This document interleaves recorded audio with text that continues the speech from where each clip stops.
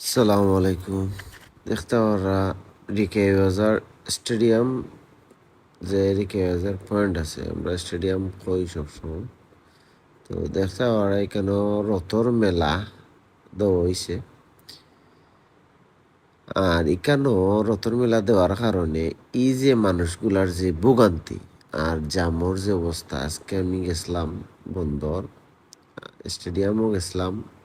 আমার ভাই একটারে স্টেডিয়াম ভর্তি করাইছি একাডেমিতে, আমরা গ্রিন সিলেট ক্রিকেট একাডেমিতে। তো ভর্তি করাইয়া গেছি বন্দর।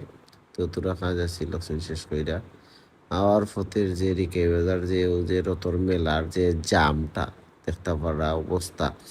আর মেলাটা দিছে একবারে রোডর দুইও সাইডে। তো দুইও সাইডে যদি থাকে আর এখান থাকি একবারে রিকে বাজার পয়েন্ট থাকি তোমার রাস্তার মাঝে দেখতে পারা কি সুন্দর, তারার মার্কেট করে, শপিং করে, ও কিন্তু এই যে মানুষগুলার যে ভোগান্তি রেখে বাজারত ও ধোকা তাইনু বাই শূন্য তাল্লা খান।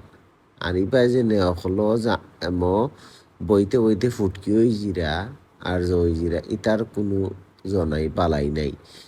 আরও পুরা সাইড পুরা বড়া। আর হি সাইড তো দেখাইলাম না নিরিকে বাজার হি সাইড। আর ওখান দেখো তোমার ওই লেগে পুলিশ লাইনের পয়েন্ট ছাড়া একবারে ফার্স্ট টু লাস্ট পর্যন্ত কতটুক মানুষের ভোগান্তি ও যে হোসেন ফুটকি হইতে হইতে অবস্থা খারাপ। ও আধা ঘন্টা বাদে জাম ছুটতে আইসি আমরাও ভাই ও সাইডে এবলা বুঝো। আর অত মানুষের এক ভোগান্তি দেখো কয় আইছে। ও যে মেলাটা দিছে সকলে কমেন্ট করে জানাইবা যে মেলাটা দেওয়া ঠিক হয়েছে কি না হয়েছে।